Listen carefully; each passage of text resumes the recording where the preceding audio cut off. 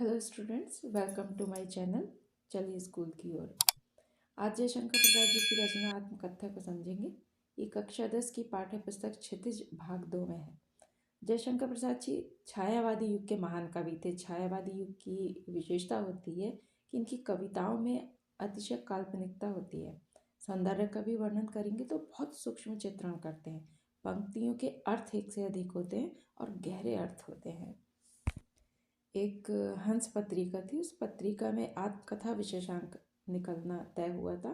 तो उनके मित्रों ने जयशंकर प्रसाद जी से कहा था कि वो अपनी आत्मकथा लिखें। तो जयशंकर प्रसाद जी इच्छुक नहीं थे अपनी आत्मकथा लिखने के।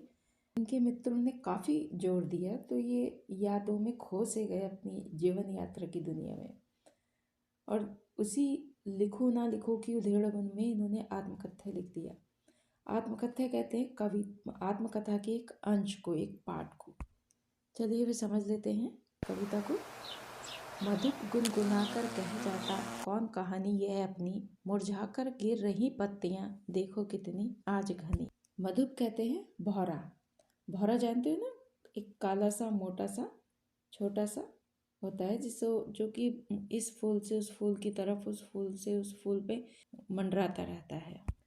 मधुप गुनगुनाकर कह जाता, मधुप मतलब मन रूपी भौरा गुनगुना कर कौन सी अपनी कहानी सुनाए। अर्थात बहुत कहानियाँ होती हैं जीवन में, वह कौन सी अपनी कहानी सुनाए। इस मुरझाकर गिर रही पत्तियाँ देखो कितनी आज घनी। इस जीवन रूपी वृक्ष की पत्तियाँ मुरझाकर गिर रही हैं, अर्थात जीवन समाप्ति की ओर है। जो पत्तियाँ कभी घनी थीं उनमें रूप रस गंध था, पर आज वह नहीं है। आज वह पत्तियां मुरझाकर गिर रही। इस गंभीर अनंत नीलिमा में असंख्य जीवन इतिहास यह लोग करते ही रहते हैं अपना व्यंग मलिन उपहास। अर्थ देखते हैं। इस गंभीर अनंत नीलिमा में, मतलब गंभीर मतलब शांत, इस गंभीर शांत अनंत, अनंत कहते हैं जिसका कोई अंत ना हो। अनंत नीले आसमान के नीचे असंख्य लोग रह रहे हैं जिनका अपना जीवन है और अनंत इतिहास भी है। यह लोग करते ही रहते हैं अपना व्यंग मलिन उपहास। यह लोग अपने जीवन शैली का ही हंसी मजाक करते रहते हैं, तो मेरा भी मजाक बनाएंगे। वह कहते हैं कि इस गंभीर अनंत नीले आसमान के नीचे असंख्य लोग रह रहे हैं, उनका अपना जीवन है, अपना जीवन यापन कर रहे हैं, उनका अपना अनंत इतिहास भी है। ये लोग अपने ही जीवन का उपहास बनाते रहते हैं। तो मेरी आत्मकथा आएगी तो ये मेरी आत्मकथा का भी, यानी मेरा भी उपहास बनाएंगे। मैं अपना उपहास क्यों बनाऊं? मैं क्यों आत्मकथा लिखूं अपनी? तब भी कहते हो कह डालूं दुर्बलता अपनी बीती, तुम सुनकर सुख पाओगे देखोगे ये कागर रीति। सब मेरा मजाक बनाएंगे, ये जानते हुए भी तुम ये कहते हो कि मैं अपनी जीवन कथा सबके सामने कह दूं। ये दुर्बलता, ये कमजोरी जो मेरे जीवन का हिस्सा थी, जो मुझ पर बीता, वह मैं सबके सामने कह दूं। और अगर मैं ये कह भी दूं तो क्या तुम सुनकर आनंदित हो पाओगे? जब तुम मेरी गागर रूपी जीवन के खालीपन को सुनोगे, अर्थात जब तुम ये देखोगे कि मेरे जीवन में दुख ही दुख है, तो क्या तुम्हें दुख भरी कहानी सुनना अच्छा लगेगा? तुम सुनकर सुख पाओगे देखोगे ये गागर रीति। गागर कहते हैं घड़ा, मटका। रीति मतलब खाली। दुर्बलता मतलब कमजोरी। बच्चों, ये वीडियो यदि आपको अच्छा लगे तो इसको ज़्यादा से ज़्यादा शेयर कीजिए, लाइक कीजिए और सब्सक्राइब कीजिए। अब आप मुझे मधुप और अनंत नीलिमा शब्द का अर्थ बताइए, कमेंट बॉक्स में कमेंट करके बताइए। और देखिए कितने बच्चे ध्यान से सुन रहे हैं। आगे बढ़ते हैं। किंतु कहीं ऐसा ना हो कि तुम ही खाली करने वाले अपने को समझो, मेरा रस ले अपनी भरने वाले।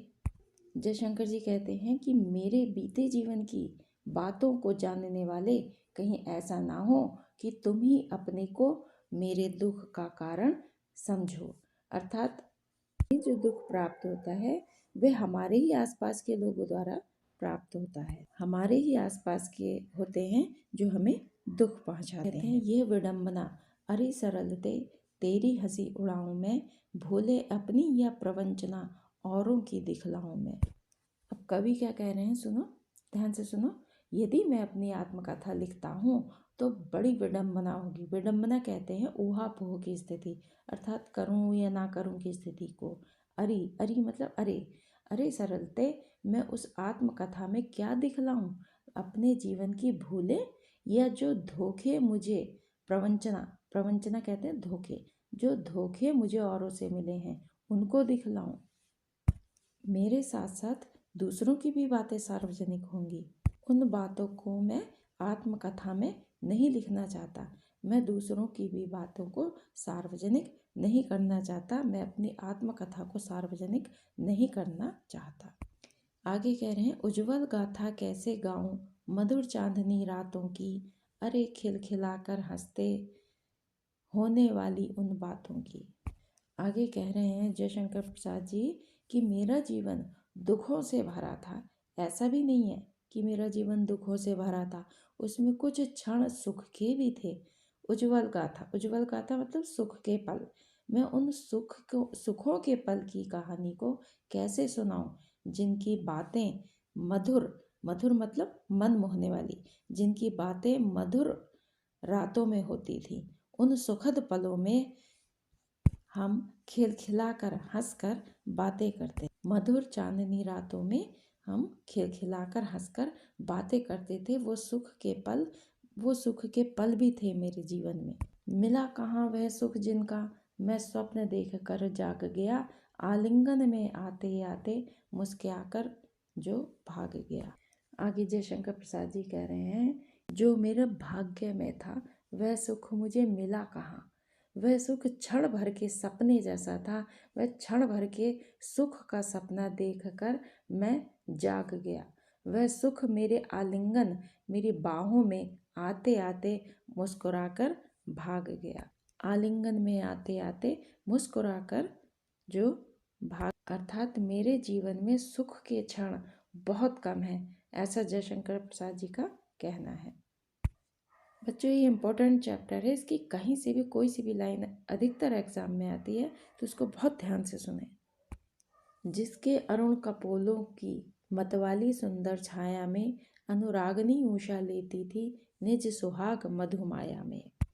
उसके अरुण कपोलों, अरुण कपोलों मतलब लाल गालों, उसके लाल गालों की मस्ती वाली सुंदर छाया में प्रेम से परिपूर्ण सुबह उससे लालिमा लेती थी। उससे लेती थी लालिमा मतलब उससे लालिमा लेती थी। लाली मतलब गालों की लाली, अर्थात वे क्षण इतने सुंदर थे कि मेरी प्रिय के लाल गालों से ही सुबह लालिमा लेती थी। यानी जो सूरज निकलता है सुबह का समय लालिमा लिए होता है, तो वो कह रहे हैं कि मेरे प्रिय के लाल गालों से ही सुबह लालिमा लेती थी। अर्थात सुबह की लालिमा मेरे प्रिय के लाल गालों से ही आती थी। प्रेम से भरी सुगंध और लालिमा लेकर उषा आती थी। उषा कहते हैं सुबह को, सवेरा को। उसकी स्मृति पाथे बनी है थके पथिक की पंथा की, जीवन की उधेड़ कर सीवन को उधेड़ कर देखोगे क्यों मेरी कंथा की। अब आगे कह रहे हैं कि उसकी कौन, प्रिया की, मेरी प्रिया की स्मृति मीन्स यादें पाथे बनी है। पाथे का मतलब होता है रास्ते का भोजन। थके हुए पथिक के रास्ते का भोजन है मेरी प्रिय की यादें। अर्थात मेरे जीवन में कोई उमंग तरंग तो है नहीं, कोई सुख नहीं है, तो ऐसे समय में वो यादें ही मेरे जीवन का सहारा बनी हुई हैं। सीवन कहते हैं सिलाई को, उधेड़ कर क्यों मेरी कंथा की।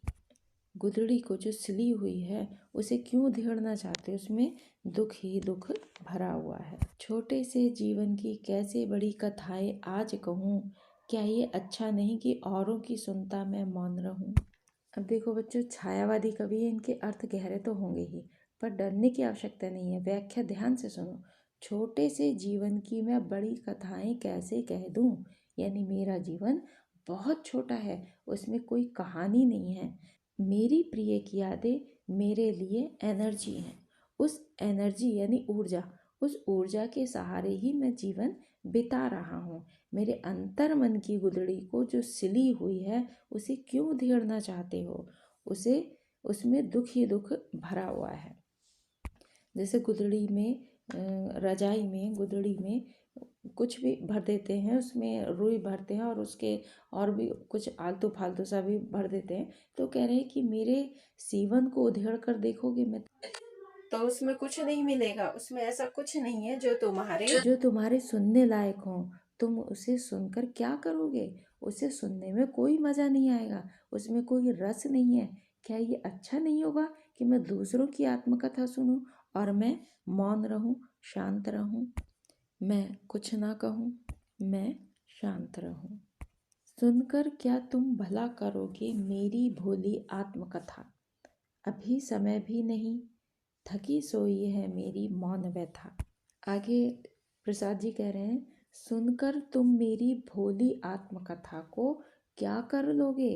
अपनी आत्मकथा को उन्होंने भोली कहा है।